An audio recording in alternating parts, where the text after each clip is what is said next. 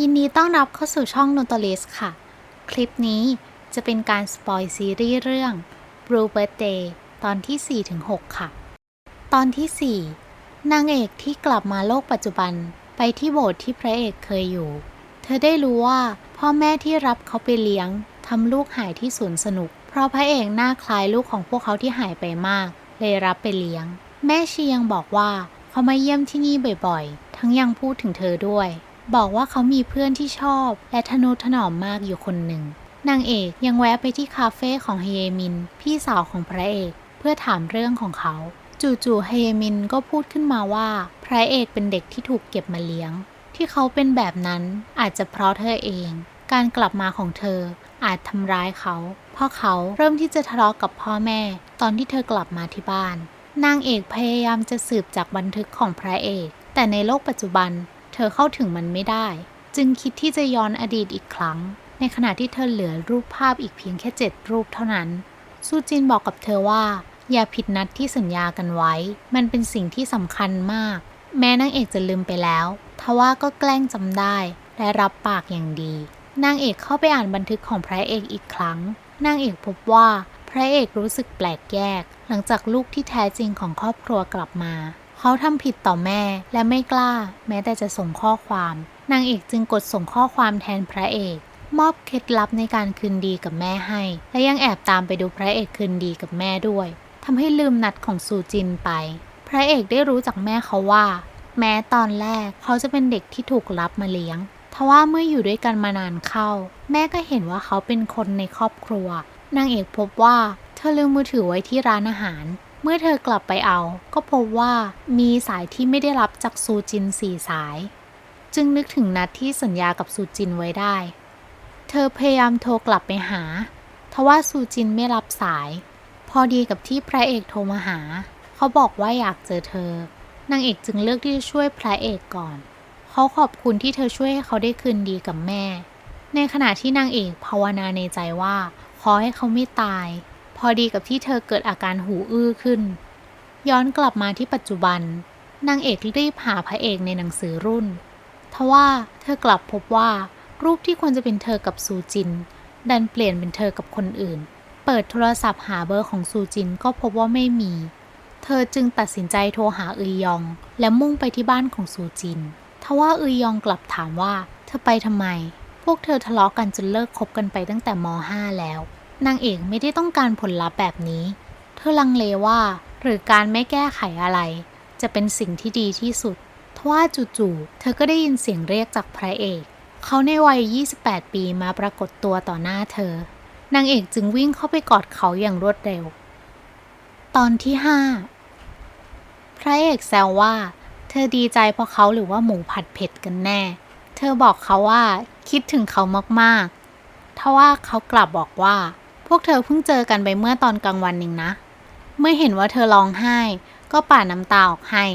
ถามว่าใครทำอะไรเธอเขาจะไปจัดการให้กลับมาที่บ้านนางเอกก็เอาแต่จ้องเขากินข้าวบอกว่าเธอมองเขากินก็อิ่มแล้วเขาถามว่าสรุปแล้วเธอร้องไห้เพราะอะไรนางเอกจึงบอกปัดไปว่าสงสารน้องหมาที่ช่วยเอาไว้นางเอกพบว่าเธอกับพระเอกคบกันแล้วตั้งแต่ม.ปลายในคืนนี้เขาตั้งใจที่จะนอนที่บ้านของเธอเขากอดเธอล้มลงนอนและทำท่าเหมือนจะจูบแต่กลับเอื้อมมือไปหยิบหนังสือรุ่นที่เธอวางทิ้งไว้พวกเขานั่งดูหนังสือรุ่นด้วยกันพระเอกยังพูดถึงรูปหนึ่งที่เขาถ่ายกับสาวๆเล่าว่าตอนนั้นนางเอกหึงจนไปเป่าประกาศว่ากำลังคบกับเขาเมื่อเปิดเจอรูปซูจินพระเอกก็เปลี่ยนเรื่องชวนกันนอนนางเอกที่อยู่ในอ้อมกอดของเขาบอกกับเขาว่าอย่าจากเธอไปเขาต้องอยู่ข้างๆเธอนะเมื่อเธอตื่นมาไม่เจอพระเอกข้างๆก็ตกใจมากร้องเรียกเสียงดังพอดีกับที่พระเอกกลับเข้ามาจากการไปซื้อของเขาบอกว่าเขาเข้างานตอนบ่ายนางเอกจึงลาครึ่งวันเพื่อใช้เวลากับเขาพวกเขาไปที่คาเฟ่และทานของอร่อยร่วมกันสำหรับนางเอกแค่เพียงได้ใช้เวลาร่วมกับเขาเธอก็ดีใจมากๆแล้วเธอขอบคุณที่เขากลับมา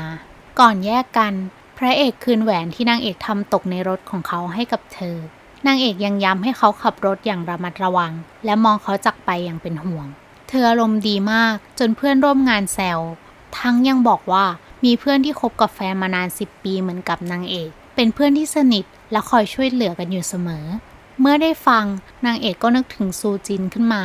พระเอกโทรมาหาเธอเขาทำงานเป็นหมอเล่าให้เธอฟังว่าได้รับบาดเจ็บจากของที่ตกลงมานิดหน่อยหลังเลิกงานแล้วเขาจะมารับนางเอกเป็นห่วงเขามากถามเขาย้ำๆและยังไปหาเขาที่ทำงานอีกด้วยเธอพบว่ายองทำงานที่เดียวกันกับพระเอกเธอถามถึงซูจินยองก็บอกว่าช่วงนี้เขาห่างๆกับซูจินแล้วยังบอกว่าซูจินแอบคิดถึงตอนที่พวกเธออยู่ด้วยกันเห็นพวกเขาถือกาแฟ